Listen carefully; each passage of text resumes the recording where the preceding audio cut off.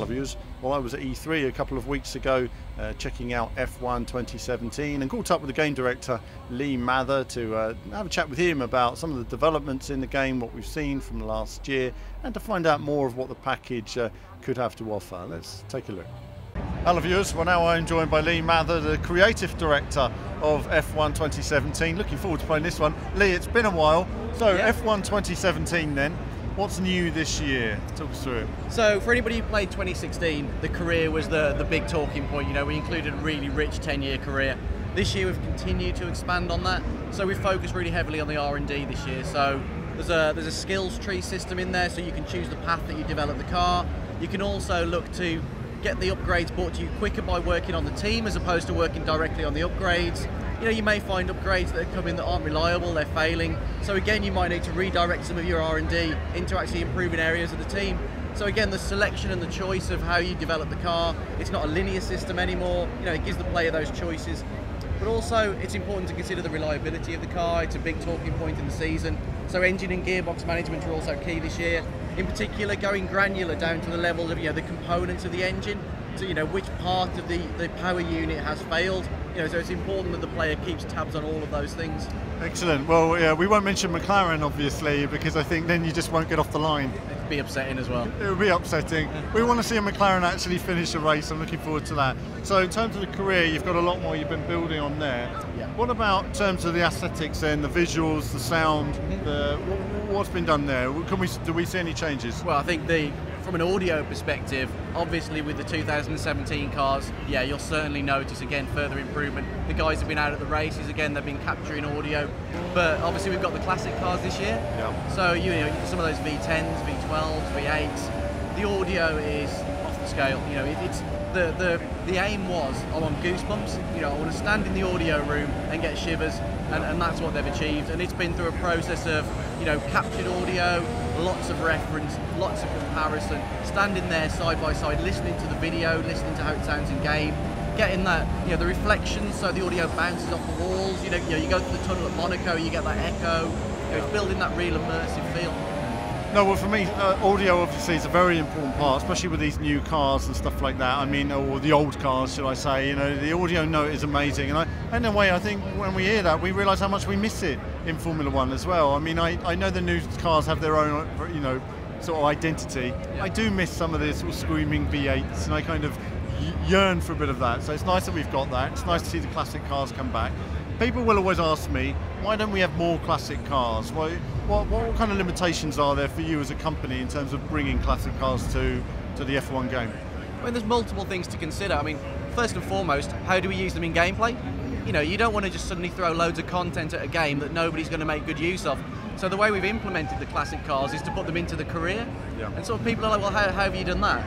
So the way we've done it is, throughout the career, there's a character who will invite you to drive one of his cars. You know, he's a bit of a rich guy, he's treated himself with his dad's money to a selection of classic cars, and he will invite you to, say, like a Goodwood event style thing. You know, so it's a case of, I want you to come and drive one of my cool cars. It may be an overtake challenge, or it may be a pursuit race, you know, or even just a spec race where everybody's driving the same car, or even a class-based race where it could be C1s versus C2s to balance out the performance.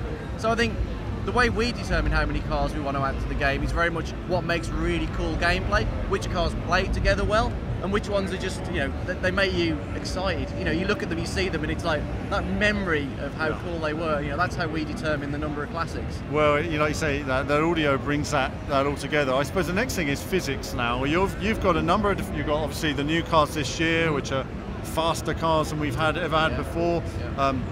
Old cars, new cars, different physics. What work's gone into that this year, into across the board? Yeah, so the new cars, obviously, the shift between aero and tyre grips changed quite drastically. You know, they're obviously heavily tyred this year, they're much larger tyres.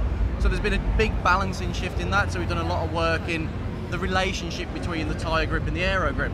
So you'll find that the limit of the car is so much higher, but the way it behaves at the limit is very different. You know, we've seen this year that when they're on cold tyres, they've got more traction because they've naturally got more mechanical grip. Yeah. And that's what's, you know, really apparent in the cars now. They move around, but really nicely, really controllable. And you can feel that torque swell as it starts to break the traction. But then when you move to the classics, for example, you know, we've got totally different handling.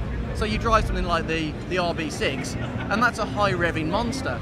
So you're up there at sort of 17, 18,000 RPM, and you've got there's less torque. It's all about high-end power. So the behaviour is so different. The way you drive it is very different. You're not so tentative getting on the gas. You want to get the revs right up to the top, and that's where the power comes. So again, we've modelled the power curves of the engines accurately. Obviously the weight, the dimensions, all of those things are modelled correctly. So when you jump between the cars, the feeling is very, very different. That's interesting, because I did enjoy the classic cars in F1 2013, as you know, yeah. But physics-wise, there wasn't a massive amount of depth to some of the classic cars now. You've had the chance to add a bit of that. In terms of challenge, what cars do you feel are more challenging to drive now? I think, to be honest, I find the 2017 cars very challenging. Yeah. It's controlling the torque. Controlling that torque is a monster. But then when you go really far back to, say, 1988, and we've got the McLaren MP44, it's a similar beast. It's a turbocharged car, it's torquey, it's light, it's not massively tired compared to the modern cars. But also in the game we've added the ability to use a clutch and manual shifter. So if you want a challenge, that is a serious challenge. That's hard work, that's pouring with sweat, that is tiring. Yeah. But it's super engrossing, and the reward from driving it is amazing.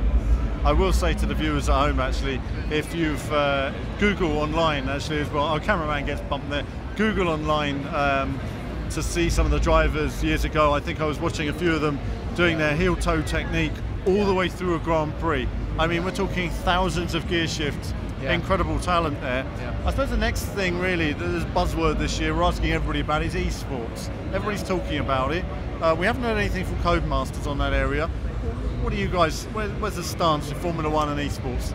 So it's on our roadmap. Yep. We're certainly looking into it. We know that we've probably got one of the most appropriate games to facilitate an eSport. What could be better than an official championship being run by somebody that's competing using our game? Right. So it's not something we're discussing at the moment, but it's certainly something that we've got in the future. Okay, so we've got the new career, we've got all the new cars, loads of new stuff in F1 2017 this year. I'm going to play it in a bit, but what would you say is the aspect that you're most pleased about this year? I always like to ask the thing you're most proud of that we've got in there. What's the key thing? I think it's obviously we brought the classics in, which is the key thing, but it's how we've used them. It's the way we've been able to create different gameplay with them. People are used to the season. The season's fantastic. You want to develop your team, you want to move up the grid, you want to get contract moves. But something different, invited to go and do an overtake challenge, go and maybe do spec racing, go and do a race where the result of the first race determines the grid for the second race. Just things like that give you a different experience with the cool content that we've added to the game. Obviously at the show we've seen Xbox Xbox One X announced. It's quite a mouthful, isn't it? You guys, obviously, other developers are seeing the hardware now, getting their games running. Yeah. Can you give us any first impressions on the hardware from a development perspective?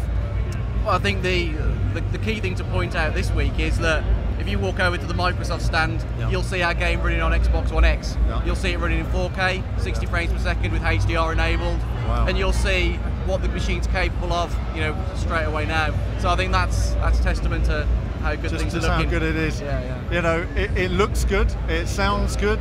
Just for you as a developer, it's great hardware then, looking at under the bonnet. It's brilliant. It's all good for this console generation. Yeah. PS4 Pro's been fantastic as well. You've seen how good the game looks on there.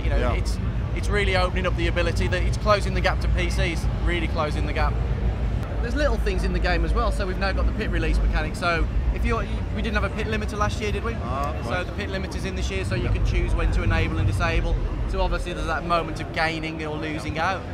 We've added female avatars as well, because obviously the career is such a big thing. A lot of women play the game as well, so we've added female avatars. So there's a lot of other things we've done around the main core of it. Yeah. Force feedback's had a thorough reworking. Oh yes, force feedback, of course. Yeah, I know. So many new wheels, and we've got the new Thrustmaster wheels here on display as well. Very powerful. Many wheels coming. Yeah, it's amazing how the wheel stuff's moved forward really, and the rigs and everything over the since we started this. And I think a point that we should point out is actually Lee was my cameraman on my first ever F1 2010 video, testing an early version of the Red Bull F1 2010 car. So it's quite funny. The handling was nowhere where it should have been at the time. It was all over the place. Probably not. And it was a very early version at the time. The final game was much better. But just a funny little fact there as well. So no, Lee, that's brilliant. Like you say, thanks for this. And Well, I tell you what, it sounds like another great package this year. I can see it runs really well. I look forward to learning a bit more about it and talking to you more as it develops in the coming months as well. But Lee, thank you very much for your time. Pleasure. So handling is great. You know, they've built on what they had last year. There's a nice subtle movement to it.